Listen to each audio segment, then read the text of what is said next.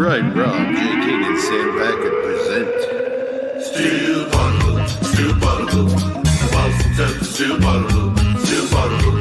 Oh yeah! Steel Bottle, Steel Bottle, Boston Celtics, Steel Bottle, Steel Bottle. And a 19. Jalen Brown, D. White, Crazy Joe. Steel Bottle, Steel Bottle. With Tatum coming back. Steel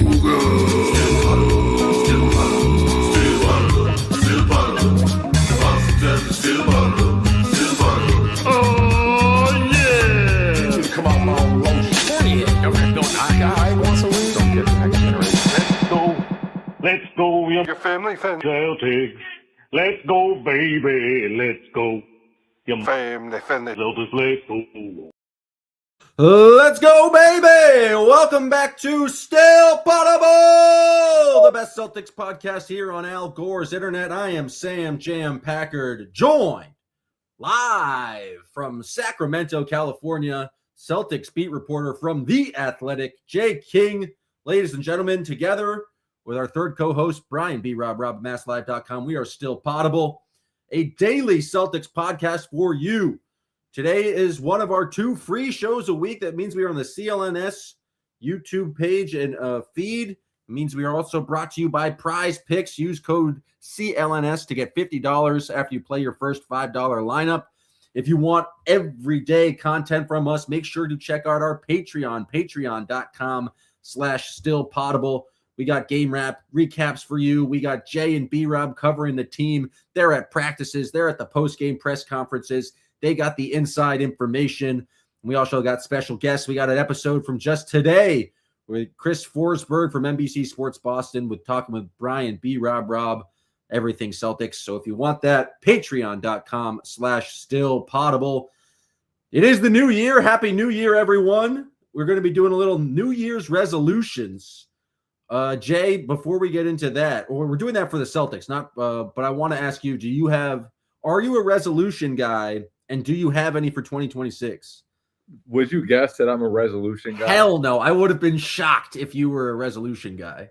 Yeah, I'm not a resolution guy. To me, it's honestly pathetic if you have to wait till the new year to change your life. If you need to change something, do it immediately. Do it now. Do it December 31st. Don't wait. Don't wait until January. Don't be like those other sheep who are trying to better themselves in the new year. Just do it right away. Don't be a slave to the Gregorian calendar. I'm right there with you. And I think Joe Mazzulla and Brad Stevens and the entire Celtics organization would agree with us. I would love to have Joe asked about his New Year's resolution. If only you were going to have an opportunity to talk to him three times on New Year's Day. It could be possible. There's no reason to. I got a question. G Money's shitting on my glasses. Packer is already shitted on my glasses. What's wrong with my glasses, guys? I wear them like once every 3 months. And it's because it makes you look like a nerd. You look like a real nerd at the moment. Please, I would destroy you in any athletic event. I would destroy you in any sort of fight. There's nothing. Yeah, but you would lose a look like a nerd competition, and you're losing it horribly right now. You know what? I think I look great in glasses. My wife hates them too, though. I think that's a sign there, brother.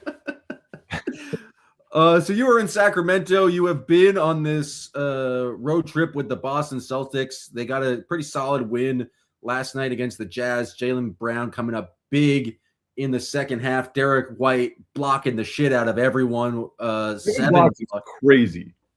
For a guard, a 6'4" guard, he blocked Lauri Markkanen 4 times.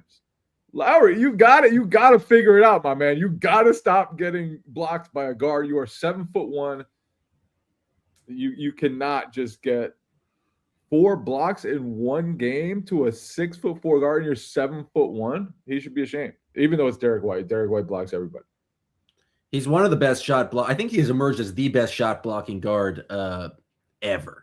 And I know people are going to say Dwayne Wade, but Dwayne Wade and Jordan are like 2 other all-time. John Wall was an incredible shot blocker. But Derek White is the most consistent, like just blocks everything. He's their rim protector. It's crazy, but they have a 6'4" rim protector, and they're second in the league in points in the paint allowed. I did not. How can they be a middle of the pack defensive team when also being second in the league in points of paint allowed? They give up a ton of defensive rebounds, 1 million defensive rebounds. That's a good point. I mean, that was my other question is like, has there been anything you've noticed on this last 3 games? I know there's not a big traveling media group, but like just about the team, or how do you think they're playing? Because they played down to the Trailblazers. They played down to the Pacers in the past 2 games before that. And they have played kind of down to the Utah Jazz, despite the Jazz have some talent, but like you would expect them to come away with kind of easier victories, or just a victory in general against the Trailblazers. Have they hit a lull? Have expectations risen? Where do you think this team is kind of on the mids of this, what should be like a 6-game road trip's always going to be difficult, but it's not like they're playing the best competition. No, but what's been most impressive to me lately is that the bench, which was a problem earlier in the year, like when Luka Garza came on the court, they just got regularly beaten pretty badly. And now he's back in the rotation, and the Celtics are just destroying teams with Luka Garza on the court. They're destroying teams with Anthony Simons on the court. I think they found something good with Derek White, Simons, and Hauser. And obviously, when you put those guys out there, you have a ton of shooting. But their defense has also been great during those minutes. And you don't really expect that, especially when they play, a bunch of those minutes with Garza. So this bench has really come around, and Garza has been a part of that. And I did not think we'd get here after the way the season started, but the Celtics have developed a bench that works, and it can work when Simons and Garza are both on the court together. And I think that speaks to the coaching staff. It speaks to probably individual strides those players have made. And then Derek White, his presence just always helps things. And right now when he, Simons, and Hauser are on the court, the Celtics are just housing teams. Okay, but why are they still struggling with teams like the Trailblazers, or like being completely unable to slow down Keontae George, or like Denny Avdia, or like? Well, I mean, they've won 5 of their last 6 games, so it's a fair point. I am being overly critical after expectations have risen. Yeah, but and Keontae George went buck wild. He's also just killed a lot of teams lately. Like, he's been one of the breakout guys in the entire league. And so it's not a surprise when he puts up a lot of points. I thought it was pretty impressive, actually, how the Celtics kind of stood up to that and just took control in the second half, with Derek White blocking everybody and also scoring 22 points in the second half. And Jaylen Brown, his streak ended, but the way that he was able to read the floor and get everybody else involved, I thought set the Celtics up to have a very nice offensive game. And so, Jaylen can beat you in different ways, and the Jazz forced the ball out of his hands. They really, really collapsed on him when he penetrated, and he said, okay, I'll just find guys, and that's totally fine. And the Celtics, despite my heavy-handed criticism, still have a chance. When are you a hater? Since when are you like, you know what, that one loss, why can't they beat the Blazers? Why can't these bums hold off Denny Avdia? Yeah. I mean, why are you going to have 2 turnovers in the final minutes? That was bad. But they're also that little stretch away from having a 6-game win streak. And I think, part of that was just Jaylen Brown hasn't been double teamed a lot. And Celtics just as a team didn't handle that well. And for them, hopefully the next time that they do see that, they'll handle it better, and that's something that they can learn from. Also, Ugo and Derek White hit wide open threes in that, and they have that game. And so I'm not too concerned about it. But that being said, we know we both came out strong as being anti New Year's resolutions. With that being said, we are going to do New Year's resolutions for the members of the Boston Celtics. We'll do a potable 6-pack. But before we do, I want to tell you guys that this episode today is brought to you by our fine friends at Prize Picks.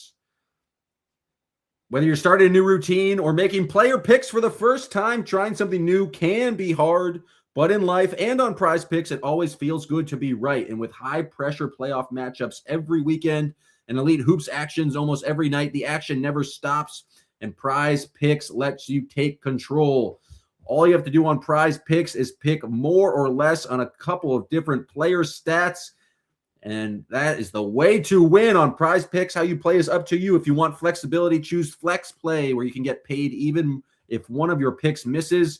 And if you want the biggest payouts, go to Power Play. No matter how you play, Prize Picks is a great way for you put your takes to the test.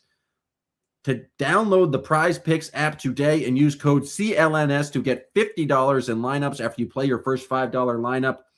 That's code CLNS to get $50 in lineups after you play your first $5 lineup. Prize Picks. It is good to be right. All right, Jay, we are doing a potable six-pack of potential Celtics New Year's resolution. Do you want the first pick or the second pick? Yeah, I do want the first pick. Let's hear it. You're up. This is the most obvious first pick ever. Jason Tatum, get healthy. Get healthy. Does that even count as a New Year's resolution? That's not like a habit he had in 2025 that he needs to fix in 2026. Get healthy, Jason Tatum. He resolves to get healthy. He resolves to come back and play at a high level. So yes, Jason Tatum's return does count. And where are you on that? Like on the thinking he's going to come back? Like, when do you think he's going to come back? Why? I just think it's impressive he decided to go on this road trip, because if you think of NBA cities you want to go to, Indiana, Portland, Utah, and Sacramento, and I guess you finish in LA. It's not like the most fun West Coast trip, but he's been there rocking with the team. Where do you think he is on just like, if you know, not I'm asking you to like report on anything, just like based on your vibes alone, what do you like? Where do you land on Tatum's potential comeback? Well, he's been with the team all along. He's been traveling to all the road trips. Joe Mazzulla has said like he wanted him around the team. He wanted him to be a factor this year, and you can tell like, he's a constant presence around the team. And I think that's a big deal, especially with how many guys they lost, how many new faces they had, how many young guys they have. It matters to see Jason Tatum, putting in all the work that he has. It matters to build a relationship with him. And I think, if he wasn't around so often, it could have been tough for those guys to build relationships. You maybe set yourself backwards in terms of chemistry. And instead, you have that unified front. And I think I've appreciated the way that they've handled that and the way that Tatum has handled that, because not everybody is around the team as much as he has, but he clearly cares about, being there and strengthening his relationships with all these guys and helping to set a tone for, all the younger guys on the team. So I appreciate that, first of all. Second of all, I don't know when he'll come back, but I think it will be this season. And the big question is like, what can he give them when he comes back? And I think it's a lot to ask of a guy to come back from a torn Achilles and be great right away. And I don't expect him to be great right away. I think there will be, a ramp up period where he's not moving right, where, it's all a struggle for him, where his timing isn't right, where, the Celtics have to figure out like how to reacclimate to having a first team All-NBA guy out there when everybody else has kind of gotten used to their role without him. So I do think it will be a huge adjustment. And I think, it's going to be a struggle for the team and for him when he gets back. Yeah, I think his adjustment is the most interesting thing, because it's like since 2020, where he hasn't, like, he's been Jason Tatum elite star that time. And like, if he comes back and is not fully himself, how does he, I think he's a very much a team first guy and can come back and kind of play that role player role. But I think that's got to be a hard adjustment for him, because he expects the ball in his hands. He expects to be the main playmaker. Like he's slows down the game and like really likes to play through him and he be the decision maker. But like, they need him more just be like a guy on the defensive glass. And it's like, is he willing to come in and just one, acknowledge that he's only like whatever percentage, 80% of like his full powers, and accept maybe a smaller role than he has like had in the past 5 seasons as a member of the Celtics. Yeah, but when you think about it, he also addresses some of their biggest weaknesses. Just by being 6'10" and him. He's always been a great defensive rebounder. He's always been somebody you can throw on centers. Like, think of, obviously they've played Garza lately, but those small lineups with all the young athletic wings, throw Jason Tatum in there, and those look super dangerous. But yeah, I think it's gonna be a process for them to kind of recalibrate things. Like right now, Jaylen Brown is having the best season of his career. His usage rate is through the roof. Peyton Pritchard has gone into the starting lineup and been great. Like as an ISO scorer, he's one of the best in the league. It seems like nobody can stop him from getting into the paint and creating separation and making short mid-range shots. So there's going to be a lot for them to figure out once Tatum gets back. It's not easy to just slide a guy like that into the lineup. But the good news for them is like he can play on ball, he can play off ball, he can post up. Like he just does everything. And so yeah, I do think it's going to be a challenge though when he gets back, and not just for him, coming back and getting healthy. So, preferably for them, I think if he could have some time to kind of figure all that stuff out near the end of the regular season before you then go into the playoffs, that would be a big deal. But who knows? I mean, that's all has to be dictated by him getting to 100% first, because that is very much secondary to his physical health. My pick for a Celtics New Year's resolution is going to be Josh Minott get back in the rotation.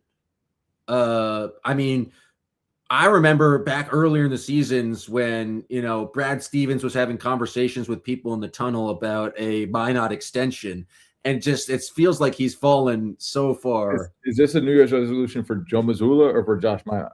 It's for Josh Minott to play his way back into rotation. I assume he has to earn his way. There have been times where I feel like they could use more size, and there was definitely moments where I thought Minott at the 5 had some legs to it, but for some reason the past 2 games he's been a DMP. I'm not exactly sure what he has done on the court to earn that. Maybe it's just who did he get? Beef Stew completely basically emasculated him, and he hasn't played a minute since. Beef Stew played against the Pacers after that. But his reputation has fallen, and I'm just curious what he needs to do to get back in, because Garza has played well, and so they kind of gone to him at the backup 5. But Minott, when he was doing well, I thought gave him a really lengthy guy who could guard people on the perimeter, knock down some threes. It's interesting. They have so many wings, like the Ugo Renaissance I can't really call it a Renaissance. Is it just a what's a Renaissance refers to a past time, but this is just an emergence, so it would just be the arrival. And so like Walsh has played well, Garza has played well. I don't know. It's just fascinating to me. I didn't think there'd be getting consecutive DNPs at this point, but your thoughts? Yeah, I mean, part of it is just that Garza has come in and played well. And right now they're riding that, and Ugo has played well, and Shireman in spot minutes has been super solid, and Jordan Walsh obviously just grabbed hold of a starting spot and hasn't relinquished it. So there are a lot of factors beyond just the way that Josh Minott has played that have gone into him falling out of the rotation. But you're right, like he's shown a lot of potential. He's shown flashes of the impact that he can make. He's shot the ball really well. He is able to make defensive plays and then convert them the other way. He's not he's not just a 3-and-D guy. Like, he can do some other things. And so I don't think his chance will, like, I think his chance will come soon, and he's just got to be ready for it and play as hard as he can and try to fight his way back into that rotation, because that's honestly what will earn him those minutes, is like get out there, fight as hard as you can, go crazy, be energetic, make hustle plays, and be solid with knowing personnel and knowing the game plan. And that's it. Like, offense will come and go for him, for all those young wings, really, but all the energy and the controllables on the game plan and stuff, that's the stuff that Joe Mazzulla is going to care about. All right, my next pick in the Potable Six Pack, resolution, Boston Celtics edition. Anthony Simons continue playing like a dog on defense. And I only say this because Joe Mazzulla shouted him out for his defensive effort the other night. I think he was a plus 27 against the Jazz. He's had some solid games, but he's coming into this season, I think you mentioned this stat, like his defensive box plus minus he was in like the third percentile of defensive players. Yeah. And so he's playing for a contract this year, but if he can be a contributor off the bench, I think that's huge for the Celtics. And he's going to continue to stay out there more if he can be impactful on defense. So I'm curious, like, what your thoughts are when Joe Mazzulla after the game starts shouting out Anthony Simons, his defensive effort specifically. I mean, it's just speaks to the buy-in that Simons has had, and I think that's happened from the start. You know, he came in over the offseason. He obviously scored a lot of points in Portland, has a reputation as a big-time scorer, and immediately, like, Celtics brought him off the bench. They told him, like, you have to be defense first over here. And it's been a process. It hasn't been perfect, but he's competing on that end. And lately it's been undeniable. Like, the Celtics have just been dusting teams when Anthony Simons is on the court. They've been fantastic when Anthony Simons is on the court. He hasn't even shot the ball great, and that's still been a trend. Like, when he's out there, they're really, you know, just pummeling teams. And so I think I've been impressed just by the buy-in all along, and by the willingness to grow in different ways. Like, a lot of guys get to a certain place in their career in the NBA and they think, like, I am a scorer. That's what I am. That's what you pay me to be. Like, just let me go out there and score. And he's really committed himself to being coachable and to trying to figure out all the things the Celtics are asking him to do that he hadn't necessarily done before. And so, is he the best defender ever? No, but he's competing, and he's been a piece on this team, a helpful piece. So salute to him, because he really has just come in with the right mentality to fit in how the Celtics want him to. And I think that's pretty admirable for a guy who's accomplished as much as he has. What's your pick? Next two picks for Celtics resolutions. This one's for Brad Stevens. Get a big man, Brad. Find a big man. I know we've talked about how Luka Garza has played well. He's been killing it on the offensive glass. They've played well with him. You just need to upgrade at that spot. You just need to. This team's good enough to go after a big man. This team's good enough to try to add pieces. And it's not just for this season either. Like, yes, it would be cool if the Celtics, you know, load up and try to contend this season. I think the East is pretty open as things currently stand. But it's for beyond this season too. Like, you're gonna need to have the pieces to contend when Jason Tatum gets back to full strength. I don't expect him to be at full strength this year, even if he does return. But when he does, you're going to want one more big man. Like, that's really all this roster needs right now, is another big man. The emergence of all the young wings, or the arrival of all the young wings, has really limited what the Celtics need. And that's another big. And if you can go get another big, I think you feel really confident with this roster.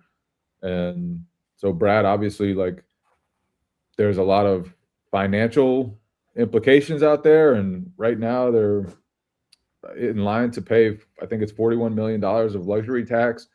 You're $12.1 million over the luxury tax threshold. Can you get under that? Do you want to get under that? Do you think about moving Simons? Do you think about moving Hauser? I don't know the answers to all those questions right now, but I do know the Celtics need another big man, and they should be looking hard to get one. I have been podcasting with you for a while, so I know what your answer is going to be to this question. But I'm going to ask it anyways, and then we'll see if I'm right. If you're Brad Stevens, what do you prioritize more now? Look, getting that big man or trying to save money in the luxury tax? What's my answer going to be? It depends on the big man you're getting. Yeah, absolutely. It depends on the big man you're getting. But to me, like the perfect trade deadline would be getting under the luxury tax while also adding a big man. And obviously that's going to be tough. Like shedding $12.1 million while adding an impact player, the quality of somebody. You'd have to give up a pick to do that if you're going to try to get off that much salary and get a quality player back. What is wrong with giving up a pick to fortify a roster that could compete in the East right away? Will definitely be able to compete in the East probably for years to come. Like the Celtics have a young roster. They have stars who are in their late 20s. Like this is the time to strike. You can't wait. You can't wait. And I think I might have looked at that differently if they hadn't played so well, if they hadn't gotten so much instant gratification from these young wings. But now, because of everything that's gone right for them, because they've proven that they're good enough already to compete in the Eastern Conference, and will add Jason Tatum again one day. Like, yeah, go if it takes a pick to fortify your front court and maybe get under the luxury tax, or even a couple picks for the right big man, go get him. Go get him. What do you think about the idea of adding Cam Thomas to the Boston Celtics? Now you know my answer to that one. Now you know Cam Thomas is not a helpful basketball player. Cam Thomas should probably pass every once in a while. He's an incredibly gifted scorer, but part of that is because he just decides to take dog shit shots and doesn't care about efficiency or helping out his teammates. So I want you to ask. I got that idea from a little-known beat reporter named Gary Washburn, who said it on a podcast on the CLNS Media Network that they should target Cam Thomas. So I know Wash is out there with you, and so did Wash actually say that? Yes. And so I would like you to bring have very different opinions on Cam Thomas. I would like you to bring that up with Wash tomorrow's game and just report back to the Still Potable community on. I'm just curious to hear his thought process on the whole matter. I will absolutely do that. That is, yeah. All right. Final round of resolutions for these Boston Celtics heading into 2026. You're up. I want Hugo Gonzalez to just stay shooting threes. Just stay shooting threes, because I believe it. Obviously, like defensively, he's just super gifted for a 19-year-old. Like there are very few 19-year-olds to come in and create the level of havoc that he does, take on the challenge like he does, have the defensive versatility to guard so many different positions like he does. He's shot the ball really well so far. Like, I think he's shot the ball probably better than anyone expected. But, like, there are levels to being an offensive player in the league. And I think if he continues to grow as an offensive player and irons out that shot and continues to work on his off-the-dribble game, like, there's just so much there to like that he's got a chance to be a really, really great player if he irons out his offense.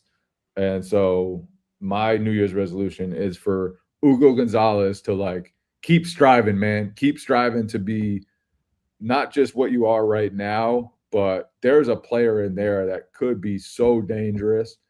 And obviously, he's already been super helpful. The Celtics have been great basically whenever he's on the court. And he's advanced in a lot of ways. But that offensive piece, the shooting, the driving, that could elevate him to a level where he's a really, really franchise-changing player. Again, I don't think you've grasped what a New Year's resolution is. It implies some sort of change from your behavior in 2020. His change is to completely, fully dedicate himself to reaching that level of You don't think he's dedicated so far? I don't know how dedicated he is, but you can always get better. You can always lift it up. That's fair. I think Ugo he's fallen off a little bit from three-point efficiency. That's just because I feel like he's taking more threes, which is what you want from him. Question for you: who are you higher on as a player right now, Ugo or Jordan Walsh? I just feel like there's more there with Ugo. Like just he can do it just a little bit more off the bounce. He's a little bit more creative. He's just a little more dynamic. Jordan Walsh has been like super solid, but the usage is just like super low. Ugo, like, I just feel like the level of physicality he has on his drives is really impressive. He just swoops to the lane in transition, like it's just really impressive sometimes. And so but they've both been really good. And yeah, I'm not trying to undersell Walsh. I think Walsh has some pretty good drives over the past couple of games where it's just like, oh, I didn't realize he could get all the way to the bucket there. So they're both, dynamic players on the wings for the Celtics. And it'll be interesting to see like them competing from time to come because they're both very young still. My final. Keep coming at me over my resolutions, by the way. That was a very clear to dedicate fully to reaching that offensive potential. That is because that implies he has not been dedicated fully to it before. The point of the resolution is to be a slave to the calendar. We agreed at the start. Input a little more, and then the output will show up eventually. The entire gimmick is bunk, Jay. I agree that this arbitrary deadline should not change your behavior. But if we're accepting that premise, it implies a change that you were not doing in 2025, and you're going to start doing that in 2026. So for me, the final resolution is I need Payton Pritchard to be more consistent scoring buckets. The Celtics have 12 losses this year. 8 of them have come where Payton Pritchard has scored less than 15 points in a game. And there's been a number of times where Payton Pritchard has scored less than 10 points in a game. And the Celtics have 5 losses there.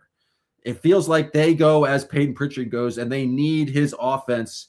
And it's not from, I guess, a lack of trying. I feel like earlier in Payton Pritchard's career, we'd see some games where he's not that aggressive in terms of just shot taking, but he's been pretty consistent with kind of shots taken in the game. It feels like some of that is just connected to 3-point shooting, but he has shown an ability this year to just like get into the paint and score off 2 feet.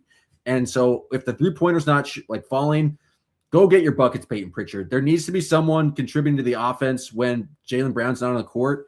And just they need that scoring punch from him because Jaylen's not going to be able to give you 30 every night. Although he has been damn good in December, it does feel like as Payton Pritchard goes, if he can get you over that 15-point threshold, which is not like a crazy ask because he's also scored over 30 a bunch this season and had 42 in a game.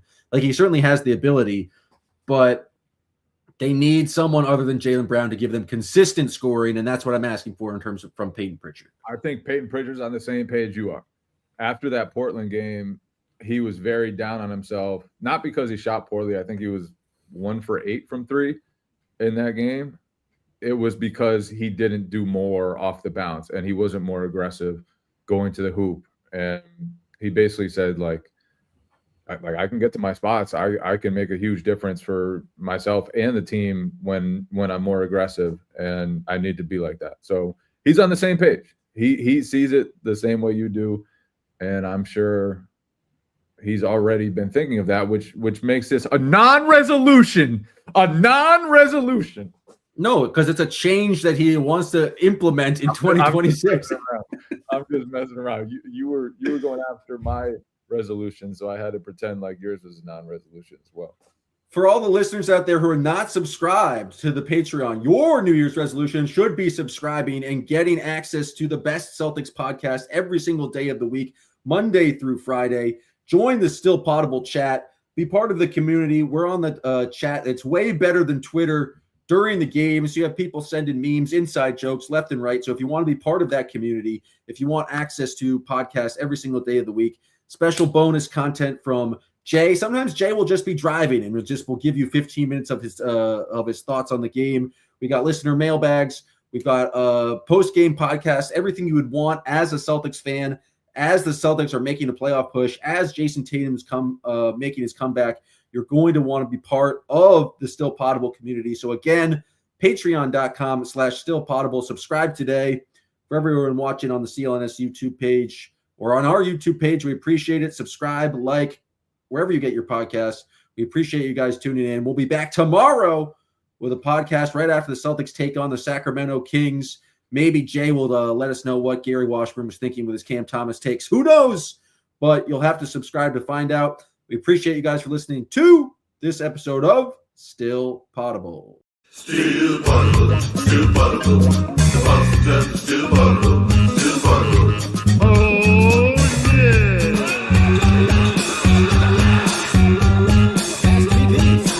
Slow down from eating and drinking and all that wild stuff.